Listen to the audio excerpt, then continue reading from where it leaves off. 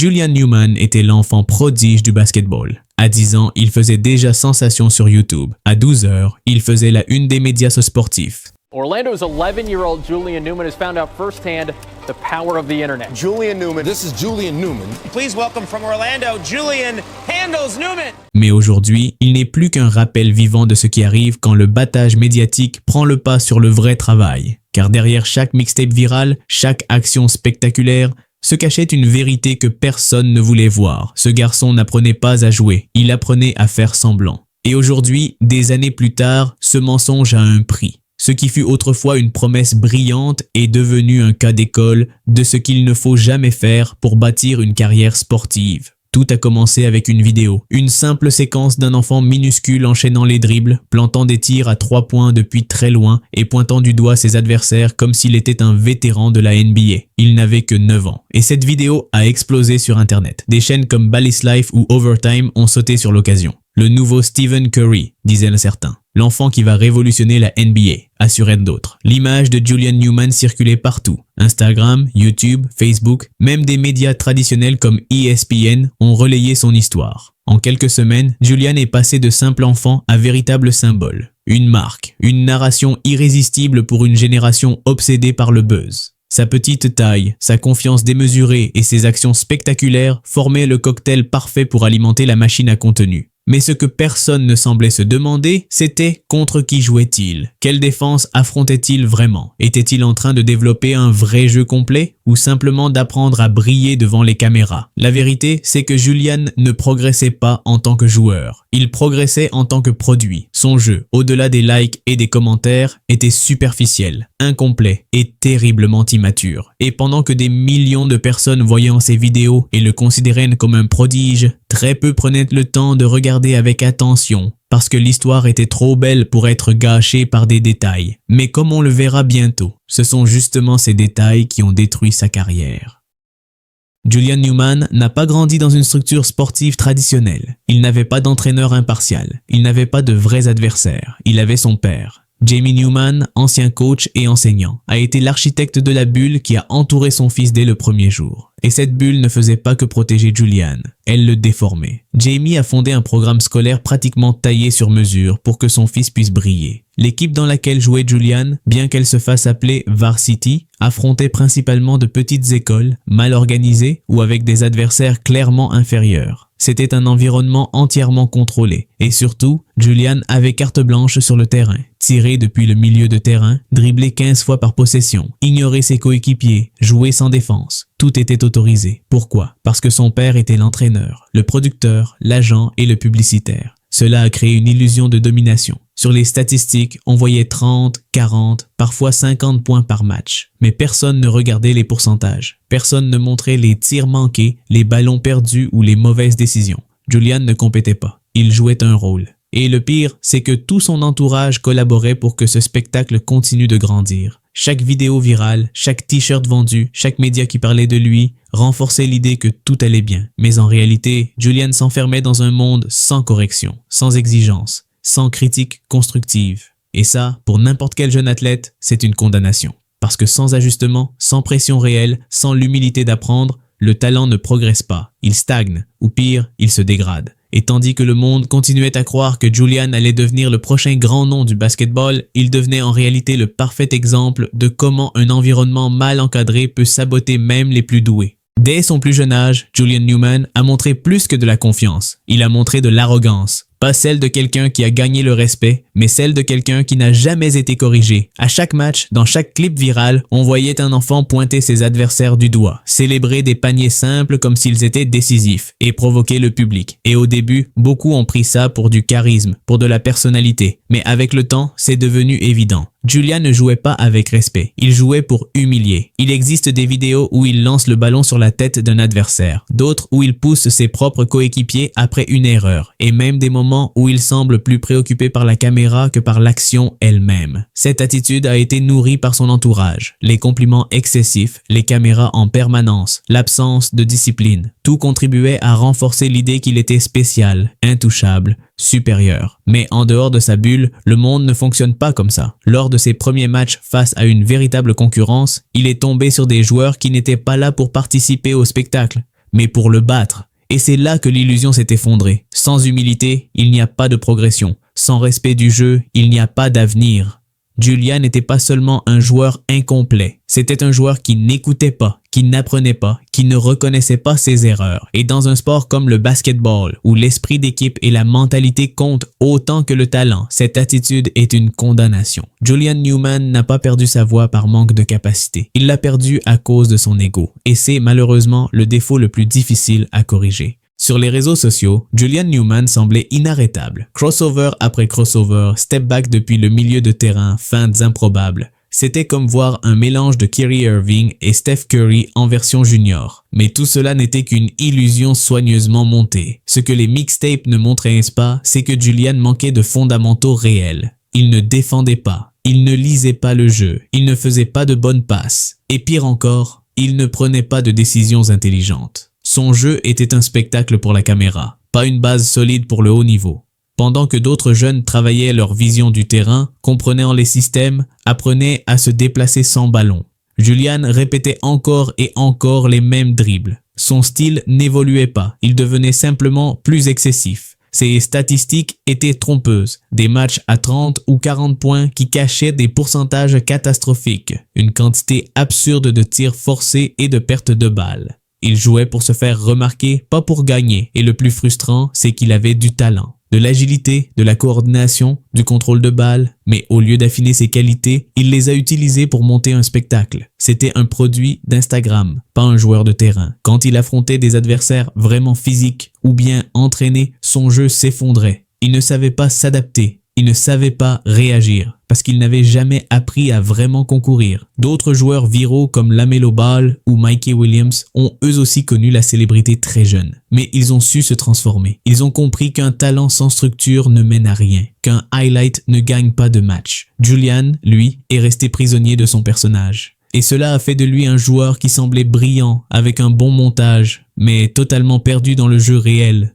Parce que dans le vrai basketball, peu importe combien de fois tu fais un crossover si tu ne sais pas quand l'utiliser. Peu importe combien de points tu marques si tes décisions coûtent la victoire à ton équipe. Julian ne l'a jamais compris et c'est pour cela que son jeu est devenu un mirage qui s'est évaporé dès qu'il a quitté sa zone de confort.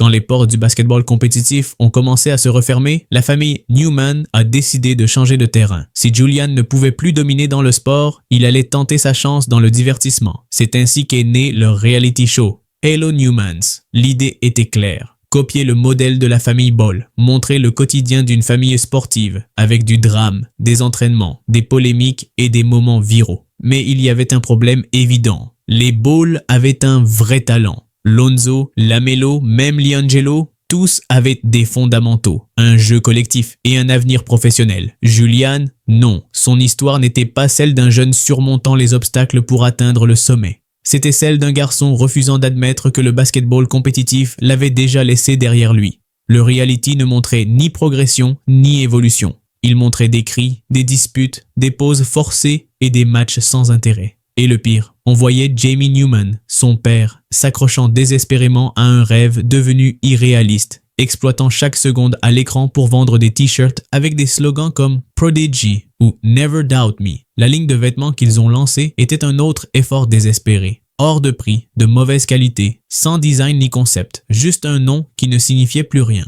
Pour beaucoup, ce fut la confirmation que tout ce qui entourait Julian n'était qu'une illusion. Une campagne marketing sans produit réel. Et pendant que les vrais fans de basketball s'éloignaient, l'audience restante n'était là que pour le voyeurisme. Elle ne le voyait plus comme une promesse, mais comme une parodie. Julian n'est pas devenu une célébrité, il est devenu du contenu. Et ce changement a peut-être été plus destructeur pour son image que n'importe quelle défaite sur un terrain.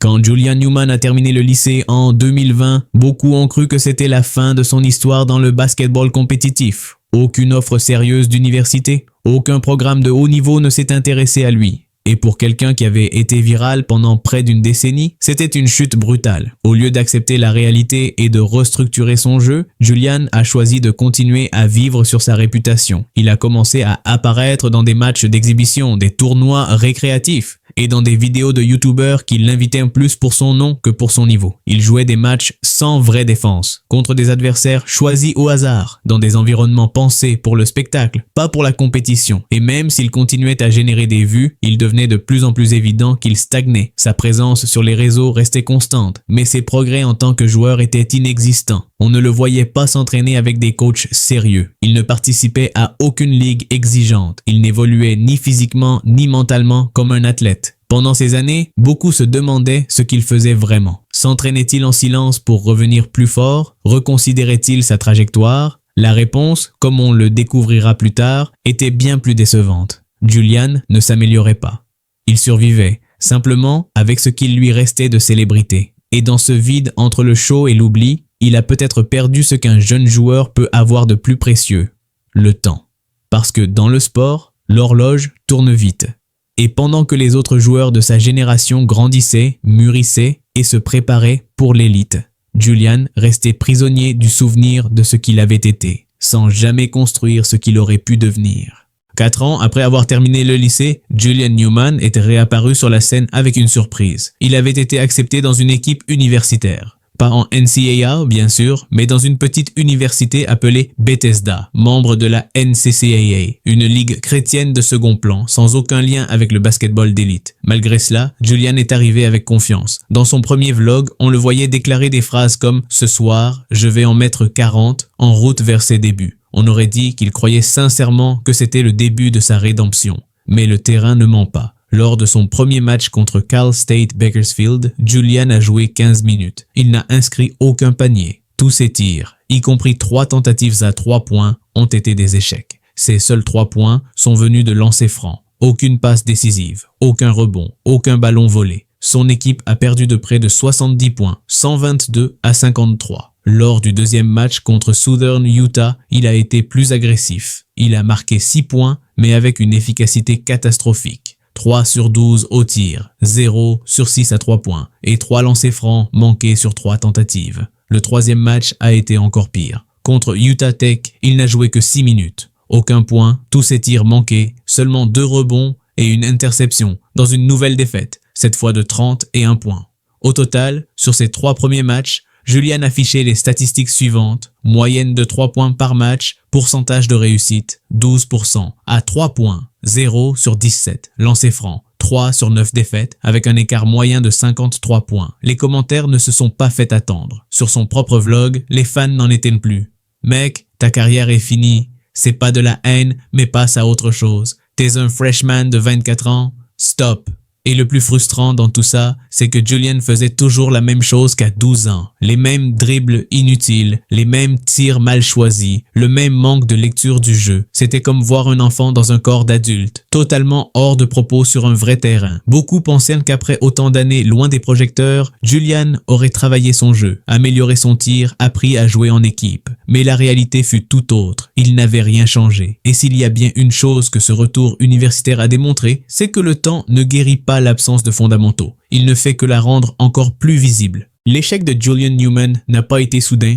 Ce n'était pas une mauvaise passe, c'était le résultat inévitable de plusieurs années de mauvaises décisions. Et même si beaucoup aiment résumer son histoire en disant « c'est parce qu'il est trop petit », la vérité va bien plus loin. Oui, Julian ne mesure que 1,65 m. Dans un sport dominé par des athlètes d'élite, c'est un vrai désavantage. Mais ce n'est pas sa taille qui a ruiné sa carrière, c'est ce qu'il a fait ou pas fait avec ce qu'il avait. Julian n'a jamais développé un tir régulier. Et dans le basketball moderne, si tu es un joueur de petite taille, tu dois être une menace à longue distance. Ce n'est pas son cas. En réalité, ses pourcentages sont catastrophiques. Il n'a pas non plus développé d'intelligence tactique. Il ne lit pas le jeu. Il ne sait pas quand passer, quand attaquer, quand ralentir. Il fait tout à la même vitesse, vite, de manière forcée, sans réfléchir. Et puis il y a son attitude, l'ego, le refus constant de la critique, l'absence totale d'autocritique. Julian n'écoutait pas, il ne corrigeait rien, il ne progressait pas. De plus, il n'a jamais été intégré dans un vrai système. Il a toujours joué selon ses propres règles, sans apprendre les bases de la défense, sans s'adapter à un rôle collectif. Et quand il a enfin dû jouer sous les ordres d'un vrai coach, contre de vrais adversaires,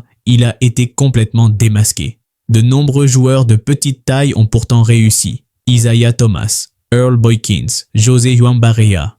Quelle est la différence? la technique, la discipline, l'humilité et la lecture du jeu. Julian avait du talent, mais il ne l'a jamais transformé en jeu. Et au final, le basketball ne récompense pas celui qui crie le plus fort, mais celui qui comprend le mieux comment jouer. Et Julian, tristement, ne l'a jamais compris.